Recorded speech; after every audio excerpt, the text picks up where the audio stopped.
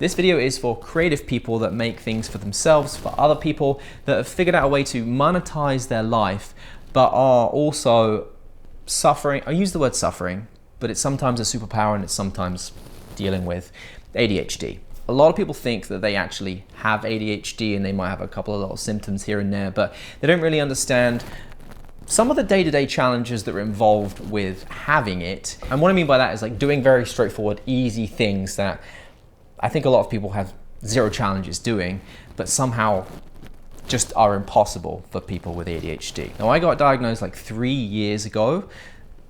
Don't take what I'm saying as medical advice.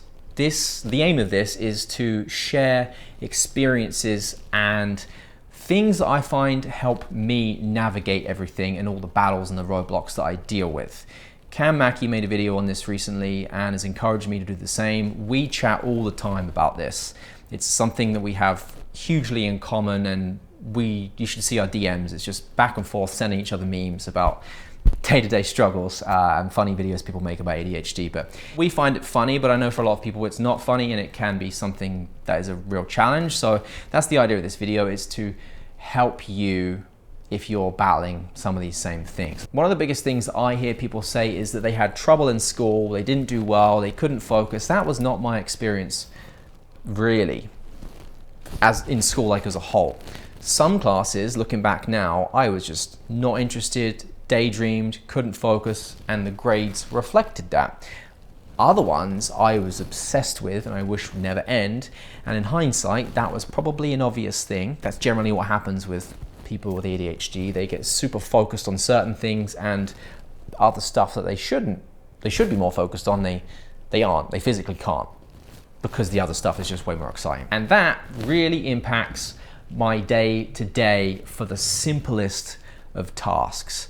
Sending emails. Most people regard that as being a very, very easy thing to do.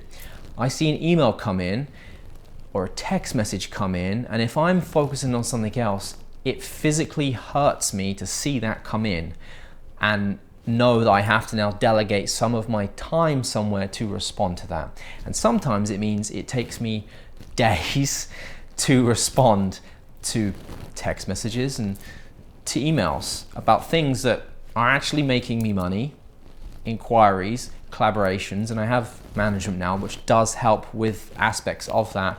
But like, yeah, responding to an email, it is way harder than it needs to be. Flow states are a big part of working, and a flow state is basically, it's like hyper focus. It's where you are essentially so engaged in what it is that you are doing, you have no idea how much time has passed. You're enjoying every single moment of it. It's like tunnel vision. You're just focusing on that one thing and you are doing it very, very, very well. If you get any little distraction that takes you outside of that, it can kill the flow state completely. And to get back into that hyper focus, to that flow state, is so incredibly hard. Like, we're talking that day is probably done. Try again the next day. That is what happens. And that's why sometimes I know that I have to physically like schedule in, this is the time to respond to email. I'll literally write in my notes, no word of a lie, respond to this person's email. And it's probably easier for me to just load up the email and respond to it there and then with the amount of time that it takes. But that's not how it works. I wish it was easy. It's not. That's something. And I don't know how to explain it other than what I just did. One thing I will tell you that I found incredibly useful, more so for the longer emails that you have to like answer multiple questions, is ChatGPT. It's been absolutely huge for me just to copy that email, paste it into ChatGPT. This is someone that emailed me. This is kind of what I need to say. Please help me say it using my tone. That email or that thing is that I've written to ChatGPT is filled with spelling mistakes, but it doesn't matter. It gets it all, and it just gives me the basis of something that I can just put in there and saves me a lot of mental capacity for responding to those emails. That's been a huge tip, a help, I guess, hack for me to navigate dealing with emails. There's a few things that I find can really like help me when I'm in a flow state, like stay in that. One of the biggest things is when things are out of sight, out of mind. So if my phone is not within physical reach of me, so let's say the camera here is my computer and I'm editing away or doing whatever. If my phone is here or here, it's in my peripheral view and I can see it, the potential of me grabbing my phone to do something on it is there. If my phone is behind me, it's not happening. That's where it needs to be. And that will help you hugely. Music. Music can really keep me in a, what I'll call flow state or like hyper focus kind of work mode. But only specific kinds of music. Music that has a beat. This is a whole video in itself, but like people generally hear, like people listen to music and they hear the lyrics. When I hear music, I don't hear lyrics. I hear melody and beats.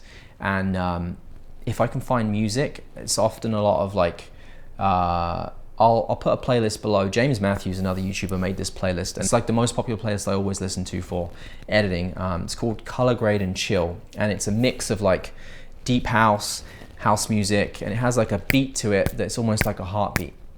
And I find that just gets right down into my brain, and I'm not even listening to the music, but it really keeps me in a state of like focus. Something that was a huge challenge for me is, ever since I was young, I have never been a morning person. I am very active in the evening. When I say active, my mind is active in the evening. My ideas and motivation for doing things starts to kick in like 2-3 p.m. in the afternoon and goes right into the evening until my head hits the pillow. The challenge with that is, when I had kids 6 years ago, you have to become a morning person. There's no option. You don't get to choose anymore. And so now I had to kind of swap my schedule so that I'm up early and I go to bed early. The challenge for this is my mind is very, very active in the evening.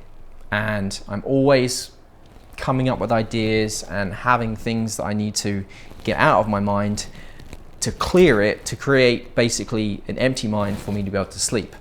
The biggest help here that I can give you, mind dumping. Mind dumping is essentially using a notepad or your phone to write down everything you have in your mind. If it's an idea, a thought process, something you want to do, a specific shot I want to try, a specific test I need to do, something I want to do in the studio here to change things up, I'll write down. Just a sentence, 2 sentences, a couple of words, enough for me to jog my memory the next day to bring back that thought. That really helps clear my mind. And if you're someone that struggles with thinking a lot at night, then mind dumping will help hugely. If you still find your mind racing at night, one of the other things that you can do is meditation and headspace. This one right here. I think there's a free version, but there's also a paid version, and they have all kinds of like sleep things that can help you sleep. And it's like someone describing, there's one for like in the desert, and there's someone describing the desert with a very calm voice, explaining all the sights and the sounds. And then it goes into like 8 hours of just sounds of the desert. I will find that listening to that for half an hour will turn off my mind, tune it down to like sleep phase ready, take the earpods out, put them down, and I'm good to go to sleep. So if you ever find your mind racing, don't just try and like work through it, because it's not going to happen. I'm sure you've been in the situations where you have just mind's wide awake, you're thinking of all kinds of things, you've got all kinds of things you want to do. Even waking up, writing them down, that doesn't help. You need to tone your mind down, and that's how I do it. Another thing to get back into a flow state, if I get distracted by something, if I suddenly am like, you know what, it's time to get a new light. And then you go on B&H and you look at the lights and you're like, well, let me get this one. But what if we did a deal with Amaran, and then you start loading up your brand deals? Oh, well, this deal's actually still pending. I need to do some work on that. That you go into like a spiral. Something that can really get you back into like what you actually need to be doing is doing something creative. Now for me, I've realized that can be listen to music like we talked about earlier, playing music, like I'm trying to learn piano, there's a piano at a frame here, that can do it, drawing, doodling, but also writing. Something that reactivates like my creative mind will immediately get me back in a state of being able to actually work and focus on what I need to do. A huge one that you hear from people all the time, doing things last minute. will go weeks. Like sometimes you get things that come up that you're given weeks to do. I've got everything I need to do to get it done right now. I've got 3 weeks to do it. I'm not touching that until like 3 or 4 days before the deadline is due, and I do not know why. If you give me a day to do it, I'll get it done. If you give me 3 weeks to do it, I'll still get it done, but I'll get it done on the last day. That's just the way my mind doesn't give it any thought until it starts to creep up and up and up. Okay, it's coming, we've got to do it. All right, let's do it. And I haven't figured out how to get around that yet. I've read all kinds of books and done all kinds of research and seen that you should do, like, if you break down the task, and this is something I've been trying to look into more with ChatGPT, you get it to break down the task into multiple steps, and then what's the first step that you can start? Because once you start doing it, that's the other thing, once you get going in it, it's so much easier to continue. It's just that initial like jump to get in to doing that task. Let's say it's making a sponsored video. Once I get going, easy, we can get it done. But just getting to that point, I'll write down for days, I'll come up with ideas around it, but actually starting it, it's not happening until it really just needs to be done like the next day. Another challenge I find, because I make YouTube videos, short form content for Instagram, Shorts, TikTok, if I don't post something, I feel like I had an unproductive day. When I started YouTube, the goal of YouTube was that you post a video. That's basically like the job, right? Like you have one task, you post a video. Now, because there's so many other things involved, you don't just make videos, you have brand deals to work through, you're working with embargoes, you're in meetings, you're dealing with emails and phone calls and chatting with other creators all the time. There's so many other aspects. Most days of a week, you're actually not posting something. But yeah, when you're in that vicious cycle of not posting, it just makes you, you can get down on yourself. It's like, well, I haven't had a productive day. You have had a productive day. You just have done a bunch of other things that didn't involve the one thing that you think you really is the only thing you need to be doing, when there's a bunch of other stuff, which I got distracted probably doing it anyway. Maybe that's why I really like short form, because it's, you can post much more frequently on there. Maybe that's why. Just saying it out loud now, that makes a lot of sense. That's why I'm drawn to it. This has got a name. It's called like ADHD block or something like that. Paralysis. So let's say for a normal person, they have, I say normal, let's say someone that doesn't have ADHD, they have something coming up. So I just got back from NAB. You know NAB is coming up. I know there's multiple things involved that I have to do before I leave for NAB. Sometimes I can't do other stuff until those steps, everything I need to do before NAB is completed. For example, I need to pack, but I need to pack a bag of clothes, and I need to pack my camera bag. I'll sometimes pack like the week before, because I won't be able to do anything else until those two things have just been like in my mind ticked off. So I'll pack my camera, like this is all a mess right here. I'll pack my camera bag a week before we go to know that it's all done. I'll start packing my clothes a week before, or at least I'll have my bag out with some aspects in there, because I just know it's done. It just, when we get closer to when I actually do need to pack, it's just a lot easier. I found that helps. I heard someone refer to ADHD the other day as, it's basically people that are just constantly doing side quests instead of the main plot. That's a video game reference. In a video game, you generally have the one thing that you're meant to be doing, but there's a lot of other little things that you can do along the way that you might get more interested in. For example, I need to respond to emails, but then I also need new t-shirts. But I like t-shirts to fit in a specific way. So then you start looking at brands and how their t-shirts fit, and then their reviews, and then you look at the companies and you realize they're actually really quite expensive, but maybe I can try and get those sourced from China. How would I go about doing that? That's what happens. Work-home life balance was something that I really had to figure out, and I used to have a home office in my basement, but the problem with that is when you have ADHD and you have a passion that is your job, which is kind of what I do here, you get so focused on working all the time. I would work 7 days a week, 12 hours a day if I could, but I can't because I have to have a life outside it. I have a wife, I have 2 kids. So I had to create this separate home work balance, and it basically meant getting a studio space, having a space that actually is called work that I can come to every day, treat as a job, and leave.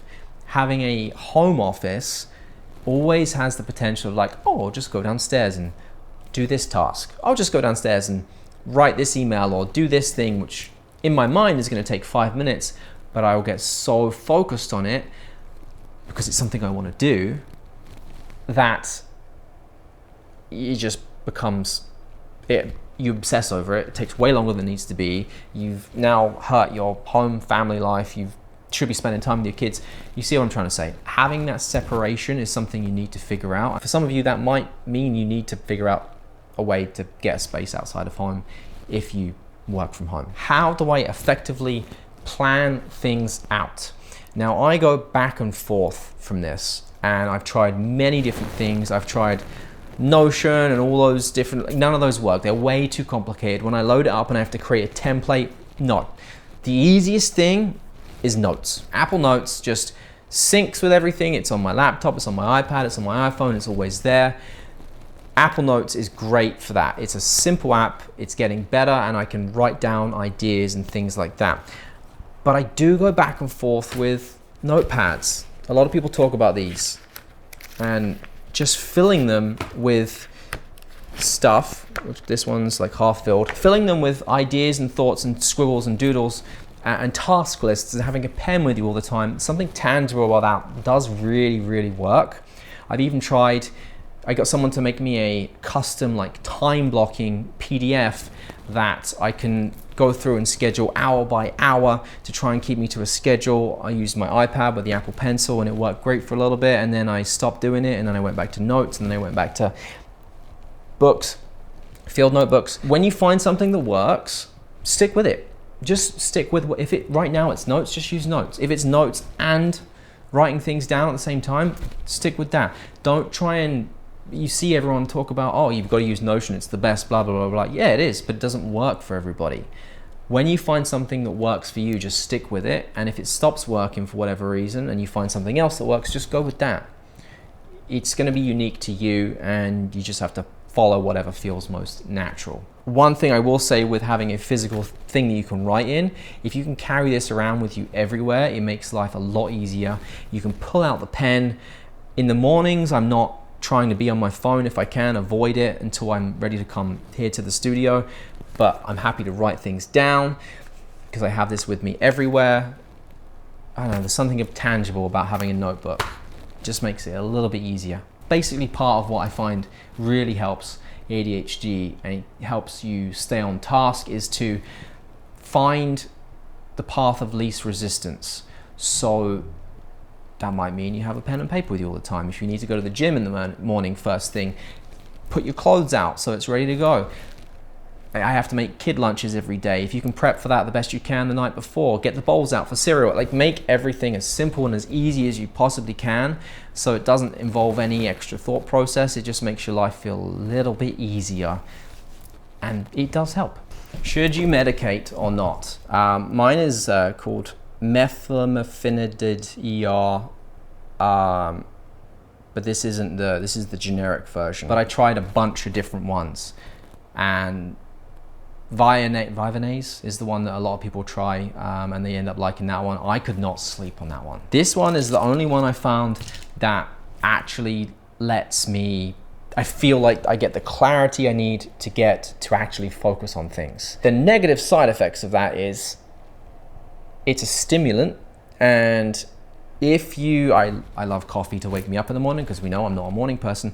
If you take them too close together, you can get this like jolt of like, it doesn't always feel good.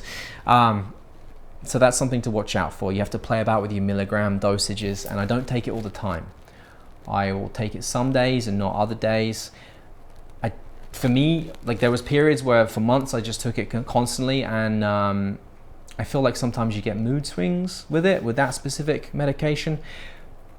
You just got to figure out what's best for you, play about with dosages. The other negative of the medication for me is that one specifically gives me acne. Bad, like teenage acne. So then I have to take a counter drug to combat the acne because it's bad. If you look back at some of my old videos, you'll see. So that's something to watch out for as well. The first time you try ADHD medications, if you actually have it, you will be like, whoa, okay, this is how things are meant to be. That's basically what it's like.